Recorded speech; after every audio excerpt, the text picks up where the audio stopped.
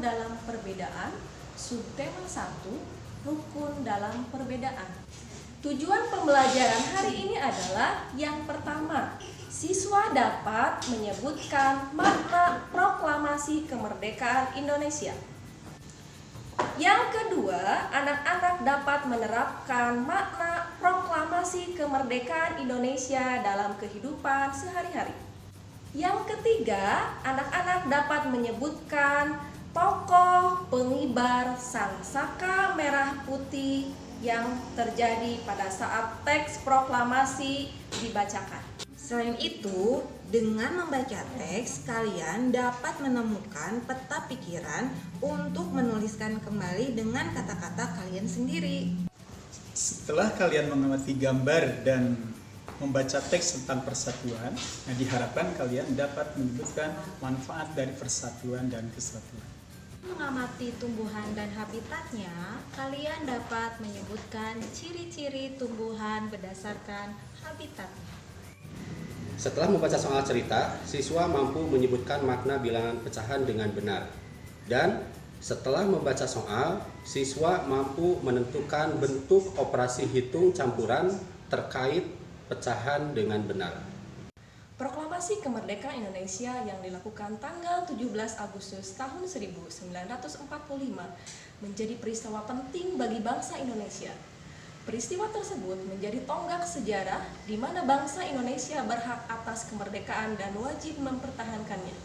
Tanggal 6 Agustus tahun 1945 di kota Hiroshima dan pada tanggal 9 Agustus tahun 1945 di kota Nagasaki, Jepang menyerah karena dua kota tersebut dibom atom oleh negara Amerika Serikat. Teks proklamasi ditulis di rumah Laksamana Tadashi Maeda di Jalan Imam Bonjol nomor 1. Penyusunan teks proklamasi adalah Insinyur Soekarno, Dr. Andes Muhammad Hatta, dan Mr. Ahmad Subarjo. Konsep teks proklamasi ditulis oleh Insinyur Soekarno. Saat itu hadir pula B.M. Diah, Sayuti Melik, Sukarni, dan Sudiro. Sukarni mengusulkan agar yang menandatangani teks proklamasi adalah Insinyur Soekarno dan Dr. Andes Muhammad Hatta atas nama bangsa Indonesia. Proklamasi kemerdekaan memiliki makna yang sangat penting bagi bangsa Indonesia. Yang pertama, sebagai puncak perjuangan Indonesia. Bangsa Indonesia telah dijajah selama bertahun-tahun oleh negara-negara Eropa sampai dengan Jepang. Penduduk dengan latar belakang yang berbeda bersatu melawan penjajahan Jepang dan Eropa. Proklamasi kemerdekaan merupakan hasil dari perjuangan para pahlawan. Yang kedua, pengakuan kepada dunia luar. Dengan membacakan teks proklamasi, Indonesia mengumumkan kepada dunia luar bahwa Indonesia adalah negara yang merdeka. Pengakuan ini yang disebut dengan de facto, diikuti oleh pengakuan dari negara lain yang disebut dengan de jure. Yang ketiga, menaikkan martabat bangsa. Pembacaan teks proklamasi memberikan pesan kepada negara lain bahwa negara Indonesia adalah negara yang bebas dari penjajahan, negara yang memiliki martabat, dan negara yang mandiri. Yang keempat, perjuangan sebagai negara baru. Indonesia adalah negara yang dibangun oleh rakyat dan untuk rakyat. Yang kelima, tonggak sejarah negara Indonesia. Pembacaan teks proklamasi merupakan awal dari masa kemerdekaan Indonesia yang terbebas dari belenggu penjajahan. Berikut adalah para pejuang bangsa Indonesia yang telah berjasa terhadap kemerdekaan negara Indonesia. Yang pertama adalah Insinyur Soekarno. Bung Karno lahir di Blitar, Jawa Timur, tanggal 6 Juni tahun 1901 dan meninggal di Jakarta pada tanggal 21 Juni tahun 1970.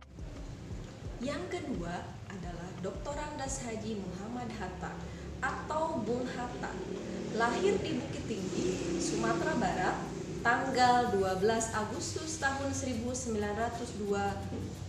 Beliau wafat di Jakarta pada tanggal 14 Maret tahun 1980. Yang ketiga adalah Ahmad Subarjo, lahir di Karawang, Jawa Barat, pada tanggal 23 Maret tahun 1986 dan wafat pada tanggal 15 Desember tahun 1978. Yang keempat adalah Laksamana Tadashi Maeda, adalah seorang perwira tinggi Angkatan Laut Kekaisaran Jepang. Yang kelima adalah Sukarni, lahir di Blitar, Jawa Timur pada tanggal 14 Juli tahun 1916. Beliau wafat di Jakarta pada tanggal 7 Mei tahun 1971. Yang kelima adalah Fatmawati, lahir di Bengkulu pada tahun 1923 dan meninggal dunia di Jakarta pada tahun 1980. Menjelang proklamasi kemerdekaan Indonesia, terdapat beberapa peristiwa penting yang perlu kita ketahui. Di antaranya adalah peristiwa pada tanggal 9 Agustus 1945. Pada tanggal 9 Agustus 1945, Insinyur Soekarno, Muhammad Hatta, dan Dr. Rajiman pergi ke Dalat, Saigon untuk bertemu dengan Marsekal Terauchi, Panglima Besar Tentara Jepang di Asia Tenggara. Panglima tersebut menyampaikan informasi kepada pemerintah Indonesia bahwasannya Jepang akan memberikan kemerdekaannya kepada Indonesia.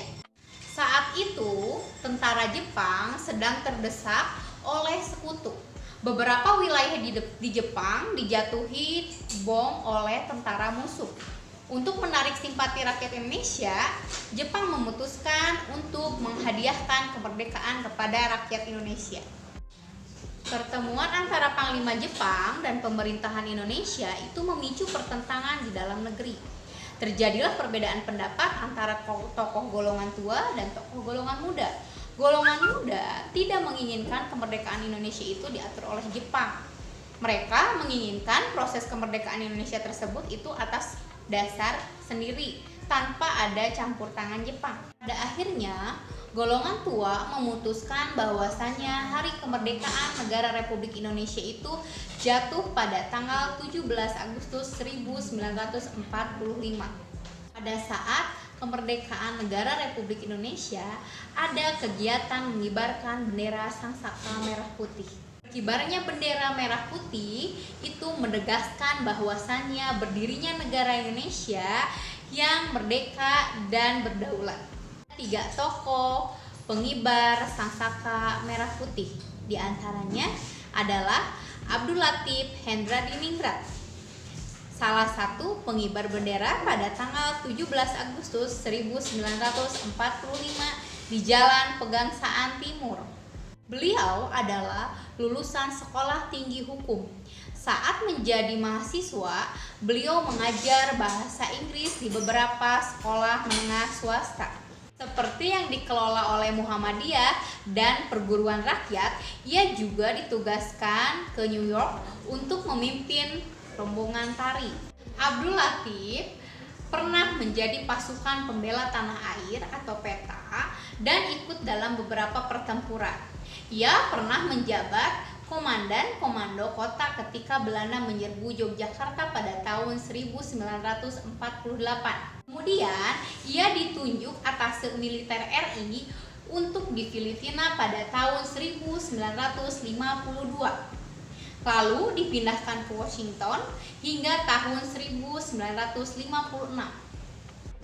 Pengibar bendera yang kedua ada Suhud Sastrokusumo, yaitu beliau yang membentangkan bendera merah putih. Yang ketiga ada Surastri Karma Trimurti, yang merupakan istri dari Sayuti Melik yang mengetik teks proklamasi. Nah, setelah mendengarkan tentang penjelasan perjuangan kemerdekaan Indonesia, kalian ingin tahu tidak bagaimana proklamasi itu? Coba lihat gambar teks ini. Itu adalah gambar teks proklamasi. Selain mendengarkan penjelasan tentang perjuangan kemerdekaan, kalian juga bisa mendapat informasi dengan membaca teksnya. Dengan membaca teks, kalian bisa mengetahui lebih dalam tentang proklamasi. Untuk mengetahui atau memahami isi teks, kalian bisa menggunakan peta pikiran atau peta konsep. Nah, peta konsep ini menggunakan pertanyaan-pertanyaan untuk memahami teks tersebut. Bisa menggunakan apa, siapa, bagaimana, mengapa, atau yang disingkat dengan adiksimba. A, apa, di mana, K, kapan, si, siapa, M, mengapa, dan B-nya bagaimana. Adiksimba. Nah, ini contoh peta konsep ya. Dengan menuliskan inti-intinya, yaitu dengan adiksimba, kalian bisa menuliskannya kembali menggunakan kata-kata kalian sendiri. Jadi bisa lebih mengerti. Demikian ya. Jadi untuk menjelaskan teks, kalian ingat gunakan peta konsep. Setelah kalian belajar tentang proklamasi, kesimpulannya bahwa proklamasi itu adalah hasil perjuangan bangsa Indonesia. Ya, mereka berjuang dan bersatu untuk mengusir penjajah. Nah, tanpa ada persatuan dan kesatuan, tidak mungkin kita dapat menikmati kemerdekaan saat ini. Ya. Nah, sekarang kita akan belajar tentang kerukunan dalam perbedaan. Ya. Pada waktu zaman dulu, bangsa Indonesia itu berjuang. Ya, mereka berjuang walaupun ada dari berbagai suku, agama, ya, tapi mereka berjuang bersatu mengusir penjajah. Sebelum ke materi perbedaan dan kerukunan, mungkin kalian masih ingat tentang nilai-nilai sila ketiga, ya, yaitu persatuan Indonesia dengan lambang beringin. Yes. Salah satunya adalah rela berkorban, cinta tanah air, ya, bangga dengan bangsa Indonesia sendiri. Nah, bangsa Indonesia kita ketahui bahwa kita itu berbeda-beda, ya, dari suku, bangsa, agama. Tetapi walaupun berbeda-beda, tetapi kita tetap satu juga, yaitu Indonesia. Nah, di dalam halaman 8 kalian perhatikan ada gambar, ya. Mungkin kalian sering lihat gambar apa itu? Ya, itu gambar di mana warga lagi bersama bergotong royong, ya, untuk merayakan proklamasi kemerdekaan Indonesia. Ya, nah mereka bersatu walaupun berbeda mungkin di tempat kalian tinggal, ya, ada yang suku Batak, suku Sunda, suku Jawa. Nah, tetapi ketika ada perayaan kemerdekaan mereka bersatu, ya, untuk memperingatinya. Nah, lalu bagaimana sikap kita dalam menyikapi perbedaan tersebut? Yang pertama, bahwa kita mengakui bahwa bangsa Indonesia itu terdiri dari berbagai perbedaan. Nah, tetapi walaupun berbagai perbedaan, kita tetap harus bersatu. Nah, lalu apa sih manfaatnya adanya perbedaan dalam mencapai kerukunan? Itu ada 3. Yang pertama, memiliki banyak teman, ya, hidup dalam kedamaian dan ketentraman, dan kita dapat melakukan berbagai aktivitas secara bersama-sama. Nah, itu manfaat dari kerukunan dalam perbedaan. Bukan pahlawan saja yang mempertahankan kemerdekaan bersatu hidup rukun, tetapi tumbuhan pun sebagai makhluk hidup harus bersatu dengan lingkungannya untuk mempertahankan hidupnya dengan istilah adaptasi. Baik anak-anak, tumbuhan itu beradaptasi untuk apa? Yaitu untuk mempertahankan hidupnya. Adaptasi adalah ciri-ciri khusus yang dimiliki tanaman atau tumbuhan untuk hidup pada tempat atau daerah tertentu. Contohnya di sini Bapak ambil yaitu tumbuhan bambu. Bambu dengan ciri-ciri khususnya yaitu mempunyai bulu-bulu halus pada atau melekat pada batangnya, di mana dia tajam dan menyebabkan gatal kalau terkena bagian tubuh kita atau kulit kita. Nah, di sini pun kita menginjak pada macam-macam tumbuhan, misalkan penyesuaian dirinya atau ciri-cirinya. Bapak ambil dulu yaitu higrofit. Higrofit, apa sih higrofit? Dia hidup di daerah yang lembab. Nah, tumbuhan tersebut batangnya tidak tampak karena ada di dalam tanah.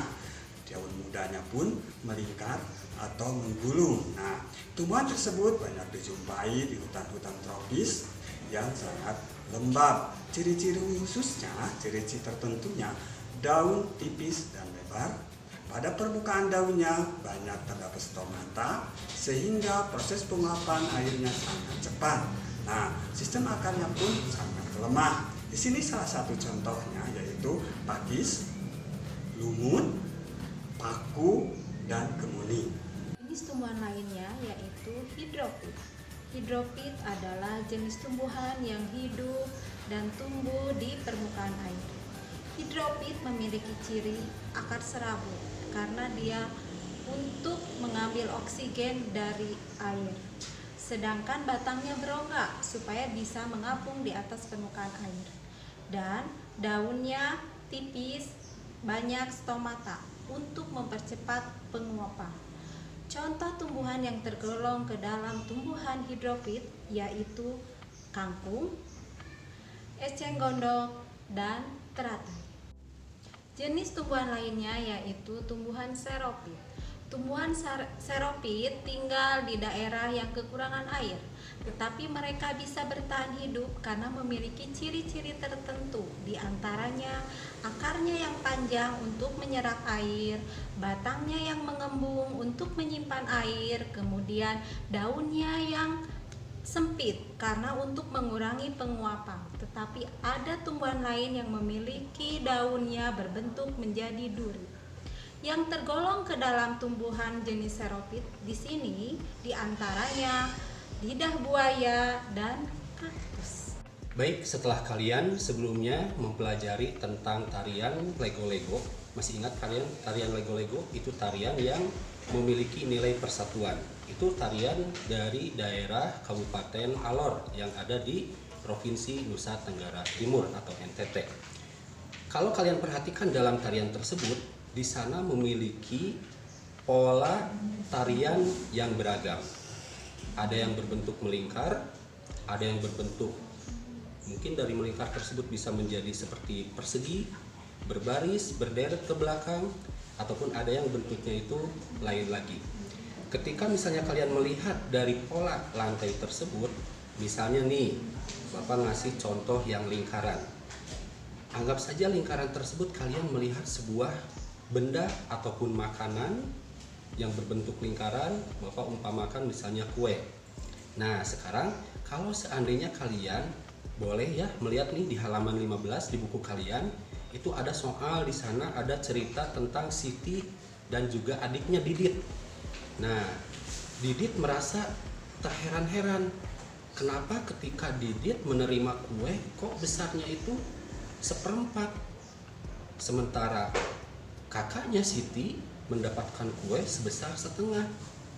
Sampai akhirnya Didit merasa ingin kuenya tersebut itu justru kok saya beda nih kuenya, kok besarnya malah beda juga, sementara kakak saya besarnya kok terlihat agak besar gitu ya. Nah, ini kok malah sedikit lebih kecil dibandingkan kakaknya. Nah, ada yang tahu itu sebetulnya materi apa dalam matematika? Itu adalah materi dalam pecahan. Nah, Bapak ingin tanya, ada yang tahu nggak apa sih itu sebetulnya pecahan? Ya, kalau misalnya kalian pernah tahu pecahan di kelas sebelumnya, nah misalnya kalian ada yang menyebutkan pecahan itu misalnya Pak 1/2, Pak 0,5 nih, itu juga pecahan. Pak misalnya 25% itu juga pecahan. Pak sama lain sama 1/3/4. Betul, itu semua adalah bentuk-bentuk pecahan. Nah, sekarang yang Bapak ingin tanyakan atau yang ingin coba Bapak bahas, apa sih sebetulnya makna atau arti dari sebuah pecahan tersebut? Bapak mau ngasih gambaran seperti ini. Kalau tadi Bapak berbicara kue, bisa berbentuknya lingkaran kue tersebut, bisa kue itu berbentuknya dari persegi panjang atau persegi dan lain sebagainya. Bapak misalnya nih, Bapak kebetulan punya, ada yang tahu ini? Ini adalah sebuah kapur tulis. Kapur tulis misalnya Bapak patahkan menjadi seperti ini, sama besar.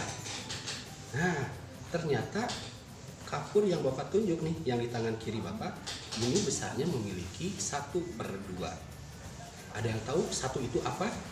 Dan 2 itu apa? 1 itu adalah sebuah pembilang, dan 2 itu adalah penyebut. Tapi ada yang tahu juga nggak 1/2 maksudnya apa sih? 1/2 itu maksudnya adalah satu potongan dari 2 bagian yang ada. Itu maksud dari sebuah pecahan. Kalau misalnya Bapak patahkan lagi nih, yang di tangan kiri Bapak, ini kan 1/2 nih. Nah, Bapak patahkan lagi menjadi sama besar pula dari yang asalnya setengah tadi. Lalu menjadi lebih kecil. Ada yang tahu ini besarnya berapa? Ini besarnya ternyata sama seperti kue yang diterima oleh Didit tadi, adiknya Siti. Ini adalah 1/4. Ada yang tahu 1/4 itu artinya apa? Artinya satu bagian atau satu potongan dari 4 keseluruhan. Mana 4 yang dimaksud? Kita perhatikan, ini 1, ini 2. Nah, ini asalnya dari setengah. Kalau ini setengah dibagi 2, maka yang kapur satunya lagi yang setengah tadi pun harus ikut sama dibagi 2 pula. Seperti ini. Sehingga total bagian yang ada ini menjadi 4 potongan. Ini yang dimaksud 1/4 kue yang diterima oleh Didit tadi. Artinya 1 potongan dari 4 bagian yang ada. Itu maksud dari sebuah pecahan. Ya, baik, di halaman 28 dan 29 bisa kalian perhatikan. Nah, di sana ada sebuah permainan, dan jika sudah kalian coba permainan tersebut, yang jelas permainan itu dilakukan oleh lebih dari 2 orang ya. Bisa dilakukan oleh beberapa orang. Nah, bisa permainan tersebut dilakukan dengan cara bekerja sama. Di mana yang namanya bekerja sama itu dapat mempermudah suatu pekerjaan. Nah, tujuan mulia dengan kerjasama itu bisa tercapai karena persatuan itu sendiri ya. Nah, sekarang di sini kalian bisa melihat di halaman berikutnya, halaman 30, itu ada 6 orang anak, di antaranya ada Siti, ada Udin, ada Edo, ada Beni, ada Lani, dan juga ada Dayu. Mereka berenam itu akan membantu ibunya Lani yang menjual martabak. Nah, mereka berenam itu sedang mengumpulkan donasi ya, untuk mengumpulkan dana temannya yang sedang sakit dalam sebuah bazar yang mereka ikuti. Ke-6 anak tersebut itu ternyata berhasil menjual 8 martabak ya. Nah, ternyata dari ke-8 martabak tersebut itu, satu martabaknya itu dipotong menjadi 12 potong atau 12 bagian. Sampai akhirnya ke-6 siswa tersebut, ke-6 anak tersebut itu berhasil menjual 90 potong martabak. Nah, kira-kira kalian ada yang tahu nggak? Itu yang terjual 90 potong martabak itu sebetulnya dari ke-8 martabak yang dipotong, setiap satu martabaknya 8 potong, itu ada berapa potong seluruhnya. Nah, di sini kalian jelas akan menggunakan beberapa operasi hitung yang harus kalian temukan. Nah, operasi hitung apa saja kira-kira menurut kalian? Kalau misalnya nih, kalian tadi melihat di halaman yang sedang kalian lihat, di halaman 30 tersebut. Nah, jelaskan di sana ada 8 martabak yang berhasil terjual. Satu martabaknya itu dibagi menjadi 12 potong. Dan setelah selesai dia berjualan, ternyata ke-6 anak tersebut itu mampu menjual 90 potong. Nah, berarti kalau seandainya kalian melihat pertanyaan yang ada di halaman 30 di sana, ada berapa martabak yang terjual dan ada berapa sisanya. Tetapi kalau seandainya Bapak melihat kalimat di sana, itu sebetulnya kurang begitu jelas ya. Itu ada berapa martabak atau ada berapa potong martabak. Kalau seandainya ada berapa martabak, itu sudah jelas terjawab dalam soal juga ya, ada 8 martabak. Tapi kalau ada berapa potong martabak, itu berarti kalian harus menggunakan operasi hitung yang tepat menurut kalian apa.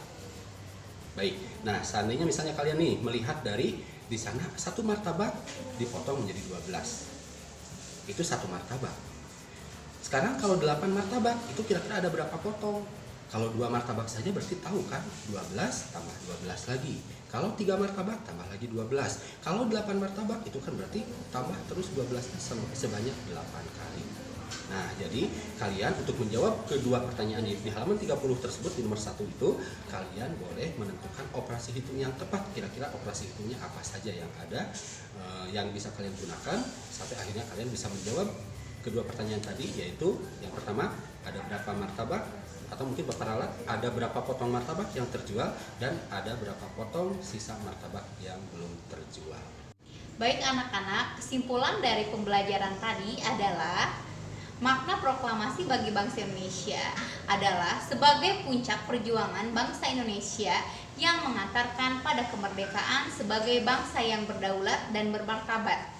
Proklamasi itu sendiri mempunyai arti yang penting, yaitu lahirnya Negara Kesatuan Republik Indonesia.